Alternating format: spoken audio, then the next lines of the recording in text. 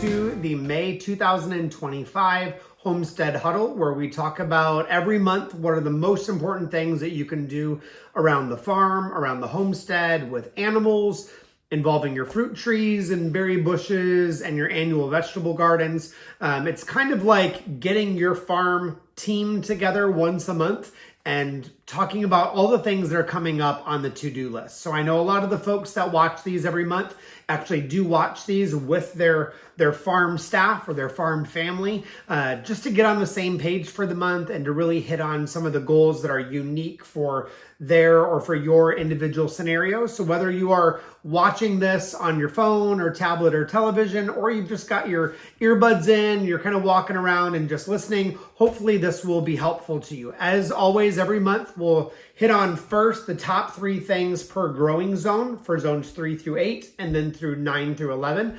And then we'll jump into the questions. Every month our questions come from the Patreon community, which is either a free or a paid subscription platform where I give monthly classes, PDF documents. It's like going through a permaculture design course or a gardening class at your own pace. So as of yesterday, I believe we have 31 or 32 different classes, all ranging from 30 minutes up to an hour and a half long, PDF documents, a massive resource library, all of these huddles, and a really great forum of folks that are in similar positions, wanting to do regenerative agriculture, do it on their farm, on their homestead, with their school. And it's a great place to ask questions with people that are really involved and that are actually doing it. So if you are of interest in that, the link for Patreon is in the comments there below. So let's get into all of the great questions and the topics for the month. So I got my nice cup of hot tea here because that's how I always do the huddles. So the growing zones 3 through 8, we're going to hit on these guys first. This is the colder climate, cold temperate climate. You are finally almost past the crazy cold and the frost. My parents up in Michigan are done heating with the wood stove for the season, and they are so glad. And it's warm enough now to really be getting outside and making some progress. So the first thing that I would be doing if I lived in USDA zones 3 through 8 is this is prime time to make sure you have mulch on the different gardening areas. So if you're doing mulch or covering your annual vegetables, remember there's a big difference between plants that prefer bacterially dominated soil and fungally dominated soil. So the ones that are going to prefer bacteria dominated soil, those are going to be our soft stem plants. So think your annual vegetables, most herbs, and that sort of thing fall into that category of things that prefer bacterially dominated soil. Now, fungally dominated soil is the preference for things in the food forest. So if you have a hard stem plant, you want a hard stem mulch. If you have a soft stem plant, you want a soft stem mulch. So what does that practically look like? Annual vegetables, use straw. Because when straw decomposes, it creates a bacterially dominated soil structure. So it's feeding those microbes, the probiotics, the good nematodes. Now, when wood chips decompose or tree bark decomposes, that creates a fungally dominated soil structure, which is what your fruit trees like. So if you're in zones 3 through 8, this is the time of year to get everything topped off. Spring rainy season is right upon you, and usually, in the Midwest, you only get that kind of, month and a half, 2-month window where you've really got good spring rains. So make sure you've got that covering so the moisture level is increasing. It's also the time, if you haven't done your blood meal yet, you're a little bit behind, but it is time to do blood meal if you forgot to do that last month. Now, the second thing that I would be doing in zones 3 through 8 is this is when you want to be doing your spring deworming for your animals, for your livestock. Whether you're using a pharmaceutical or you're doing something like ivermectin, that's a healthy bacteria microbe, or you're using something organic like the original Basic H. That's the one that I typically use for my animals, livestock, poultry, that sort of thing.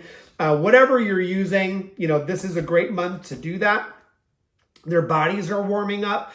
Their bodies are getting more active again. They're out of the winter dormancy. But even as they're getting more active, hookworms are getting active, roundworms are getting more active. The soil is waking up. So just make sure your animals are ready. And whenever you're finished with your deworming cycle, whatever you are using for that mechanism, make sure you follow up a week later with a good, healthy probiotic to just re-inoculate their gut and the microbiome of their bodies. So you've got a really good reset. You've wiped out the bad guys, you've reintroduced the good guys, and you're going to be great for the rest of the season.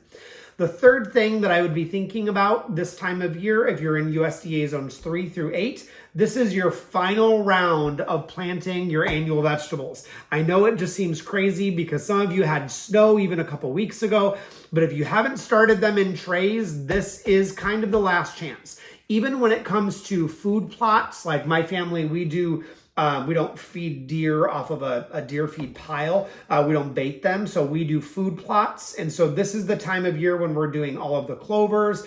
Daikon radishes are already in, turnips are already in. We're getting ready to do sun hemp in all of those food plots. And the same thing kind of with your pastures, is this is the month to really jump in on seeding and reseeding all of your pastures and your food plots and getting that last hurrah of annual vegetable seeds planted, because the growing season is really here and it's upon us. Let me take a little sip of my tea. So that's USDA zones 3 through 8. You're doing your mulching first, deworming, and then your last round of planting, and you guys are G to G, good to go for the month. Now, USDA zones 9 through 11, whether that is in Southern California or Texas or here in Central Florida, first and foremost, it is probiotic time. So it is time for us to give those animals, the soil, plants, increase the probiotic and the microbial life right now. It's still cool enough to where it's not going to cook them out of the soil, but it's warm enough to where they can really reproduce and populate really well. So this is a great time to do that. I personally use SCD probiotics. You can use whatever is right for you. You can also, if you're doing it on your crops, add in some compost tea, add in a little bit of worm castings. Those gentle microbial boosts are going to be a massive kind of a proactive approach to pest management and disease management to help you kind of forego some of the problems that may come later on in the growing season. The second thing to consider right now in those warmer climate zones is our summer legumes are ready to go in. So whether this is in the garden and you're thinking long beans or dragon tongue beans or whatever, or if it's in the pasture and you're doing cow peas or you're doing sun hemp or whatever it is, this is the last chance to get those in the ground to really let them come to maturity. So for most pastures, if you've got your sun hemp in April, 1st of May, then by the time the cold comes around, you could have rotated your animals and livestock on those like 5 or even 6 times. Now, if you're using it in the annual vegetable garden, we plant our sun hemp now as our cover crop. Let it grow where the annual vegetables were because they're getting ready to be done. Summer is not the time in Florida to be doing annual vegetables. So we use the sun hemp and we grow that from like the end of April, 1st of May, all the way up until mid-August. And then in mid-August, we chop it, we drop it, and then bury it, let it decompose. So that way when September comes around, all of that nitrogen and biomass is locked into your soil and is releasing new nutrients to your plants to be ready to go in the ground in September. So that's the kind of the goal with that. The third thing to be doing right now in those warmer climate zones is grafting and air layering. This is the fun time of year. I'm getting ready this week to do some air layering on. I have an avocado that I want to get an air layer from. I have 2 jujube that they have done so well, and I want to propagate the heck out of them. So doing a lot of the air layering on those. Great time to do grafting. If you're going to graft into some mangoes, if you're going to graft into, whatever it happens to be. I literally just looked out the window and there's a raccoon like just shimmying down the tree. Like, what are you even doing? Part of me, are we just going to go look? Yeah, we're going to go look. All right, let's go on a field trip. All right, ready? See if we can see him before he gets on the ground. Oh, that little stinker. He's probably going after the dang peacocks. Little turd. Where'd he go? We're by my neighbor's house.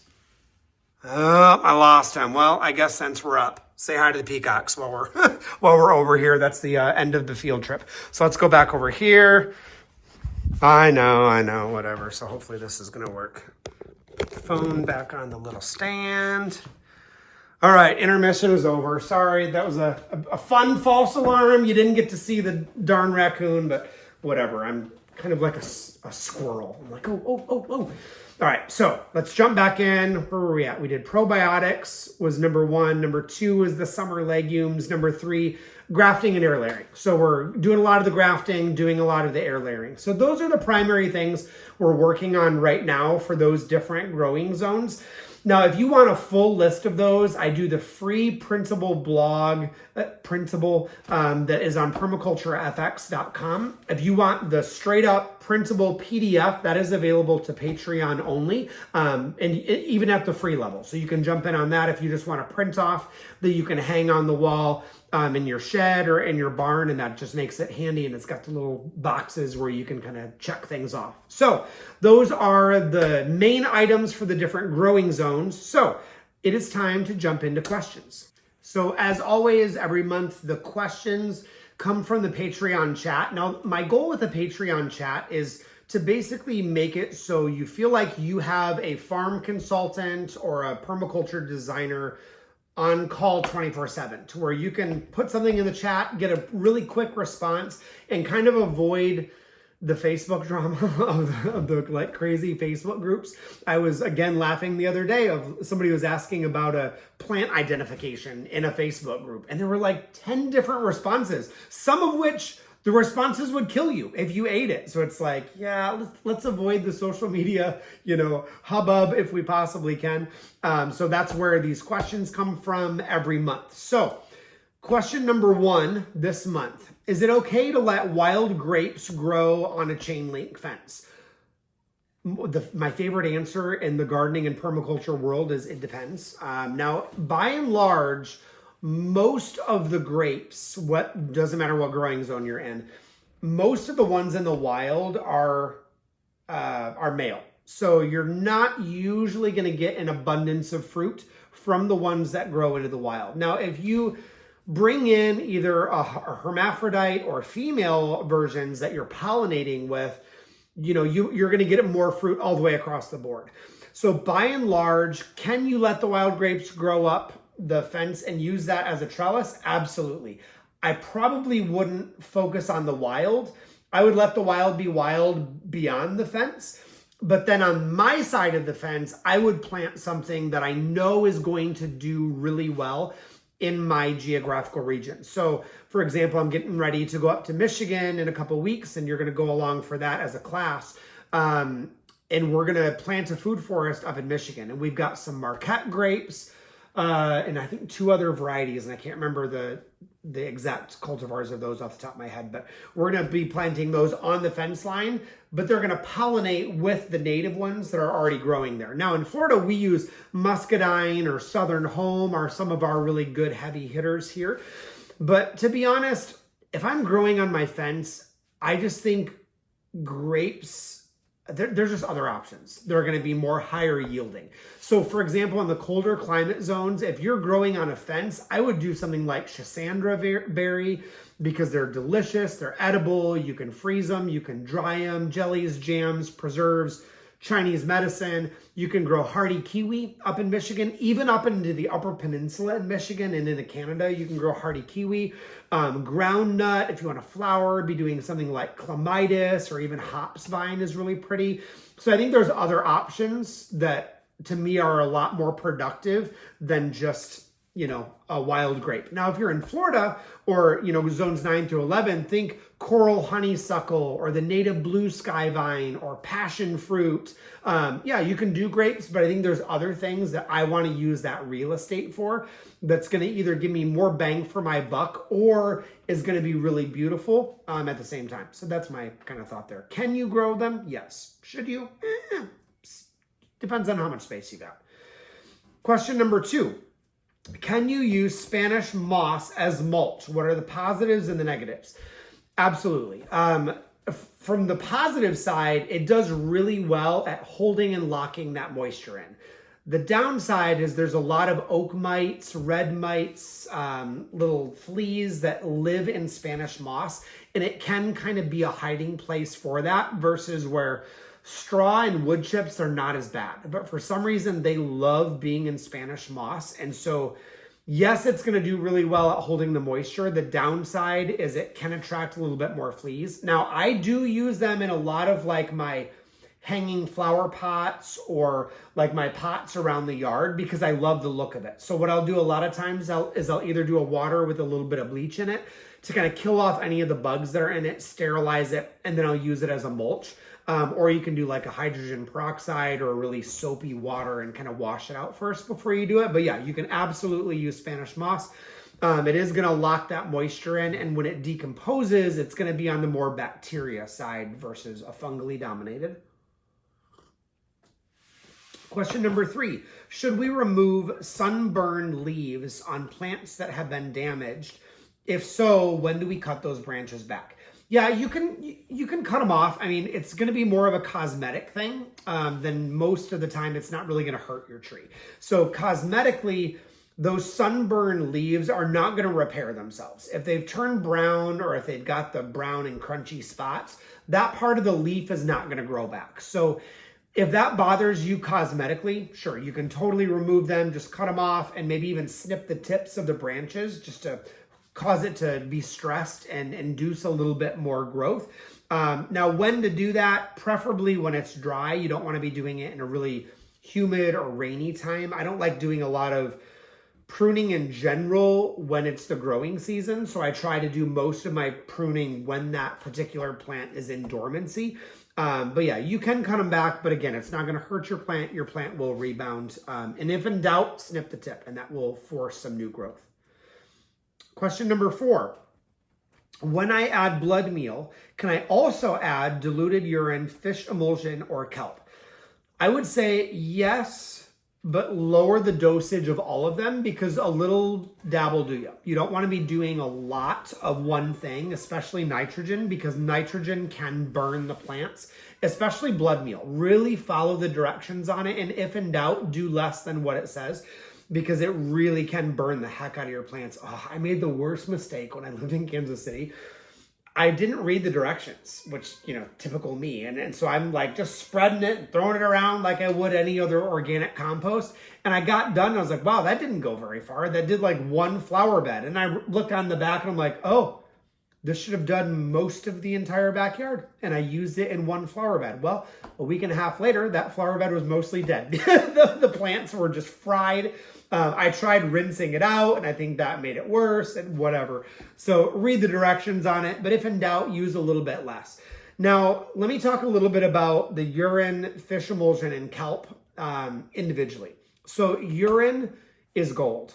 If you have, now ladies, you're on your own. I'm not going to get into should you do it or whatever. But guys, and if you've got kiddos and you're not, putting on a show for your neighbors, because we ain't going to be talking about that on social media, then absolutely pee at the base of the fruit trees. I mean, 100%. Now, you don't want to be peeing on your lettuce because, beloved, you're going to be eating that. So pee at the base of a fruit tree. So if this is my fruit tree, I'm not peeing on the tree. I'm going to pee a foot or two out or along the drip edge. So that way, when it rains, it soaks down in. Urine has a 1-to-1 carbon to nitrogen ratio. It has a lot of good bacteria that are very, very healthy for your soil. Absolutely pee on your plants. So that is, it's liquid gold. So I would always recommend doing that. I don't dilute urine. You can just put that directly on any hard stem plant, and it's pretty hard to overdo it. Now, I'm not going to go pee on the same tree every day. Like, I kind of rotate around my food forest. So if this is TMI, then just too bad, because I'm the one talking. So you could fast forward. So I'll rotate around my food forest. I have certain areas that are like, this is the permissible areas of the yard where I can pee on a plant. Then there's the other areas where it's like, you got to like look around, make sure the neighbors aren't outside, and then you can kind of do your business. But, I just rotate around the yard. By the time I get back to the end, it's been a week or two, and then I start the circuit back over. So it's really good nitrogen, 1-to-1 carbon to nitrogen ratio. Now, fish emulsion, you can make your own. You can put them in a 5-gallon bucket. You can put in dead fish scraps and bones and carcasses. Put on like a half a bag of brown sugar, another layer of dead fish, another layer of brown sugar, another layer of fish, and then just let it sit for a couple months. It smells like death. And then you've got to strain it. You've got to, whatever. It's a lot of work, and there's just other things that I would rather be doing with my time. So fish emulsion is one that I buy because there's just other things that I want to be doing because it just smells so bad. So fish emulsion usually is going to be like a 5-1-1. So it's very high on the nitrogen, low on the phosphorus and the potassium. But it doesn't burn the plants as easily. So it tends to be very gentle, especially when you're doing it as a soil drench. So that's a great one to add in at the beginning of the growing season. The other one on that question was kelp. Kelp is not really a fertilizer. Kelp basically helps aid the uptake specifically of minerals by the root system. So it's basically just increasing your plant's ability to bring up more nutrients, but it's not really a great fertilizer in and of itself. It just helps the plant absorb more of that. And you can either use kelp from a pond, a lake, or a stream. You can do sludge, you can do algae, you can do duckweed is fantastic. So there's so many things. Like I'll even do invasives. Like if there's water lettuce that's incredibly invasive in Florida, water hyacinth make amazing fertilizers. Like pull them out of the lakes and the streams and just start throwing them at the base of your fruit trees and they will love you. So number 5. All right. Why am I laughing? I have no idea. Number 5, should we let native ground covers grow at the base of the fruit tree? I think it kind of depends on what the native ground cover is. So things like wood sorrel look like they're that lemony flavor like oxalis. They look like a clover, but they're not. They're actually taking up nitrogen. They're not putting nitrogen back into the soil. So I don't mind ground covers that are native if they're a good nitrogen fixer. Any of the clover family, yellow clover, Dutch clover, Durana clover, crimson clover, red clover. Now granted, those are not natives, but they're naturalized in the vast majority of the US. I will let those grow usually at the base of the tree, but it kind of depends. Now, if the tree is less than a year old, the tree probably doesn't have an extensive enough root system to fend for itself. So it's going to be competing with that ground cover. So it kind of depends. If the tree's a little more established, yeah, I might let it do it. If it's not, it kind of depends. Now, I love using things like perennial peanut, sunshine mimosa as a great ground cover because that does repair nitrogen. It's a good pollinator. In fact, for older food forests, I think getting away from bringing in wood chip mulch and using those native beans, peas, legumes, clovers is a much more efficient way to go for the long-term success of the system. But that's my own thought. Can we use those same ground covers throughout the food forest? Absolutely. In fact, I often will use like a clover mix and I'll just spread clover seed and just let that be my mulch as a living mulch. And then, twice a season, I'll mow it over on like 4 or 5 inches high and I'll just put that back into the soil. Because remember, legumes and nitrogen fixing plants, they're not fixing very much nitrogen unless the plant gets mowed over or it dies. So you actually do have to chop it and drop it, specifically bury it when you're done to get that nitrogen back into the soil in a substantial amount. So question number 6 is muck from lakes and rivers good for the food, forest, and garden? Yes, I did touch on that a little bit earlier. Now, for cases like mine, behind me is the St. Johns River, which is brackish water. High salt content. So I would say muck from brackish is never going to be good. We don't want to be adding salt to our soil. That's going to do the opposite of what we want. But I would say most streams and rivers that are not saltwater based, absolutely. Use the pure water, use the muck, use the algae, use the invasive water hyacinth or the duckweed or whatever is going to be great. Now, if you're in Florida, watch for Florida lizards, the alligators, because if there is water, there's probably going to be an alligator or there's going to be poisonous snakes. Water moccasins are really big right now. So, just be aware. I always wear like big, tall muck boots and I wear my, my fire hose pants by who the heck are they from? Duluth, just because they're thicker.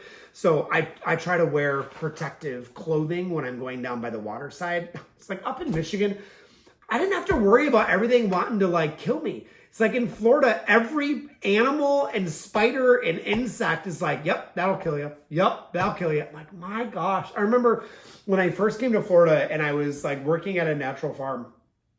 And I was doing something by the big olive trees and I saw this snake and I took a picture of it. It was really cute and I picked it up, really colorful, put it back on the ground. And that day over lunch, I went in and I'm eating and I was talking to my friend Victoria and I was like, yeah, I saw this cool little snake at lunch and I showed her a picture and it's in my hand in the picture. Don't you know the nursery rhyme? And I was like, what nursery rhyme? The red on yellow, kill a fellow, friend of Jack, whatever the nursery rhyme is. I didn't grow up in Florida. I have no idea. And it's like one of the more poisonous snakes in Florida. And there I am like an idiot holding on to the thing. I'm like, it doesn't even have the normal diamond-shaped head. Like, how am I supposed to know this is poisonous? It's like, yeah, everything in Florida, it just wants to do you bodily harm for, whatever reason. So just be careful if you're going down to the water edge. Unless you're in Michigan, then it's like, yeah, you can kind of walk through the forest or wade in the water and you're totally going to be fine. You might have mosquito bites, and that's pretty much it. So, question number 7. How do I transplant a fig or another tree that's been in the ground for a year, 2, or 3? It's a really good question. It's hard. Once the tree has been in the ground more than a year, it gets harder and harder and harder to dig it up. I think a lot of times, number one, some trees have tap roots. So like moringa, can it survive without a tap root? Yes. But without that tap root, you're also not getting the mineral content that makes moringa moringa. You are going to have a tree, but it's not going to have the mineral, the amino acid content that it would if it had that really big established root system. A lot of things like chestnuts or pecans also have really good tap roots on them. So getting that root out is almost impossible after the first year. Now, if it doesn't have a tap root, so like a fig, what you can do, so if this is your tree, take your shovel a few feet away from the tree because you want to make sure you get a good root mass and kind of stab your shovel in a quarter of the way around, wait for a week, then go another quarter way around.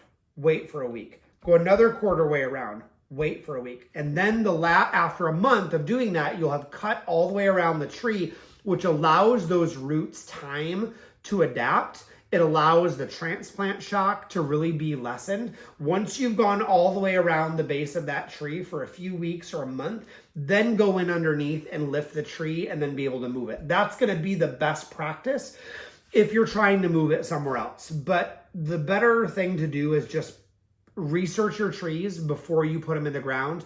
Talk to someone who has experience with that tree and not only find out, is it the right tree for my yard, but you want the right plant in the right place. So like bamboo, for example, is such an incredible resource here, especially in Florida. But it's like you want to put your bamboo where it's going to be beneficial. Not 2 feet from your house. Like same thing with like avocados or mangoes. You're not planting that 6 feet from your house. You're planting that 20 feet from your house or from electrical or water lines or septic fields or whatever. So right plant, right place to begin with. But if you have to move it, kind of cut those roots gradually over a little bit of time and then lift it and bring it over.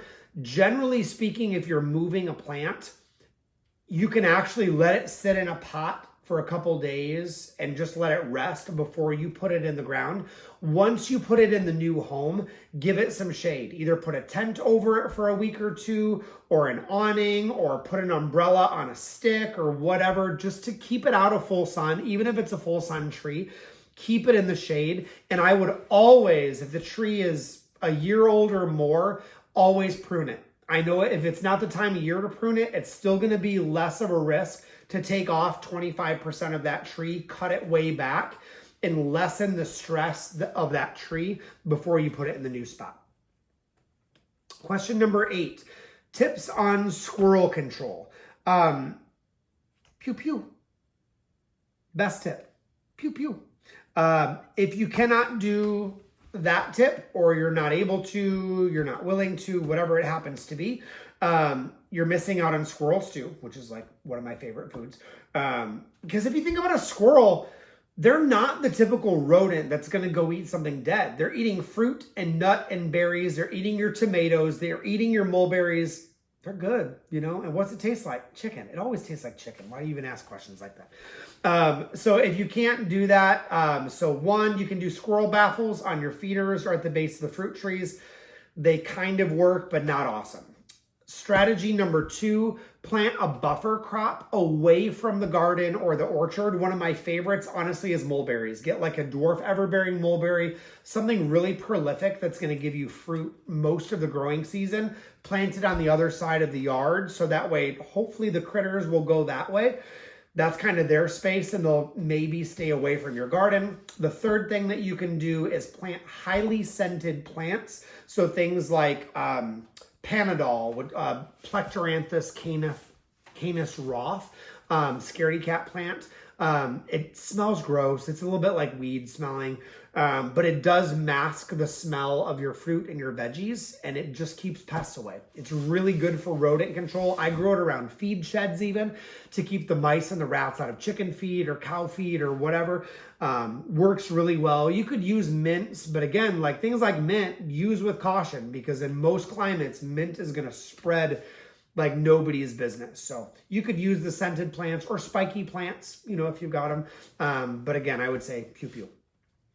Number 9, got 2 more questions. Number 9 is how to help a plant that likely has root rot. 2 things. Fix the drainage. So if it's in a pot, make sure that the pot is draining properly. Second thing, take it out of that pot immediately. Spray the roots off using water with a little bit of peroxide in there, about a half a cup of peroxide per gallon, or just put a few tablespoons in a spray bottle and spray those roots down.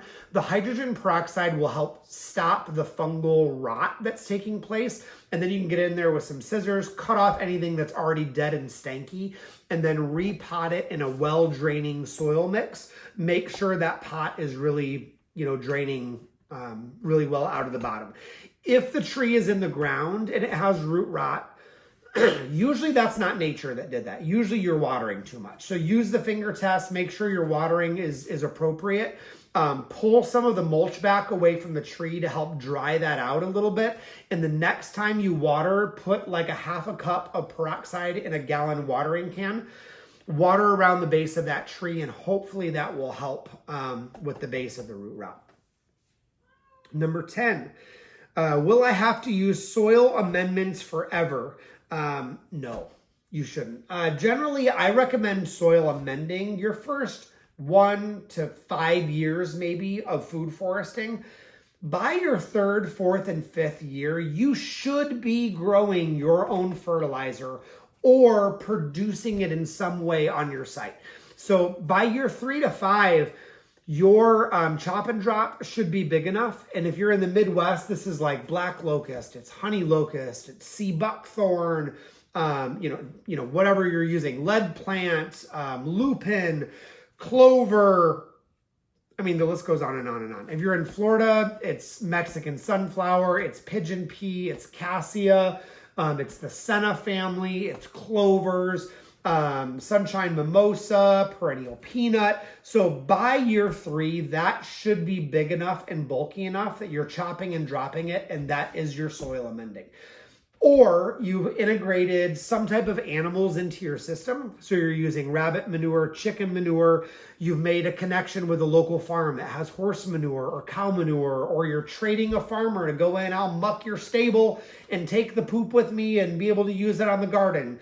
You are composting more on site. Maybe by then you've got a worm bin set up. So hopefully your first 1, 2, 3 years, yep, you're amending soil. You're jump starting your system. You're jump starting that fertility. But really by year 3 to 5, hopefully your system is connected well enough to other areas that you're weaning it off from the amendments. So the amendments are really like a child or a baby that needs to have milk to start off. That milk or that colostrum is the best thing for a baby, is milk, mother's milk and colostrum. The best thing for humans, for ruminant animals, whatever. That colostrum and the milk is what they live off from. And then you start easing them off of that. Now, does a cow survive on milk its entire life? No, of course not. Now, humans, do we consider consuming milk later on in life? Yeah, I have raw milk occasionally, but it's like I'm not living primarily off of that. It's more a light supplement every so often, or I'll do a colostrum powder. But yeah, there's so many other ways to build your soil that are much more effective. That really is the goal with permaculture, is that your system is productive and your system is requiring less and less input as time goes on. So should you be mulching for eternity with wood chips? Hopefully not. Hopefully over time you're building your soil up enough to where you're doing living mulches, you're doing green mulches or green compost. Are you doing that initially? Yeah. Now, do I like to mulch and wood chip in areas that are more formal? The front of the house, the side of the house, around the back entertainment area. Yeah. I like the look of that mulch. And so those areas, I do mulch those for the longer term. But zones 2, 3, and 4, especially zone 5, I'm not mulching. I'm trying to get my system productive enough to where there's other elements that are bringing in that nutrient level for the long term. So those are the 10 questions for this month. So those questions came from patrons that are looking at their properties and their homesteads this month, and they're going, crap, what do I do this month? Here's the questions I'm coming up with. Here's the things that I'm encountering along the way. And that's what Patreon is for. It's a place for us to learn and grow together, for you to ask questions, for you to take classes, for you to have these downloadable PDF documents. I think there's almost 40 PDF documents that are long. They're not like just one pagers. Some of these are, 10 and 20 page documents. There's like a 25 permaculture chicken document in there, so if you are not on Patreon, love for you to jump in with us. There is a free 7-day all access trial to where you can binge watch every class that you want in 7 days. Now, you're going to be sick of my voice. Believe me, I would be sick of my voice, but you can join for the free cycle, give it a shot, see if it's a good fit for you, interact with the community. If it's not a good fit, peace out. Or you can jump in using the free version, and we'd love to have you, just sampling a few things here and there along the way. Hopefully these monthly huddles are helpful to you. As always, you can like and subscribe, follow for more. I'm on most social media platforms, TikTok, Instagram, YouTube, that sort of thing. So love to have you along for the journey. If you have any questions, feel free to reach out. And as always, have fun, and I will see you in the garden.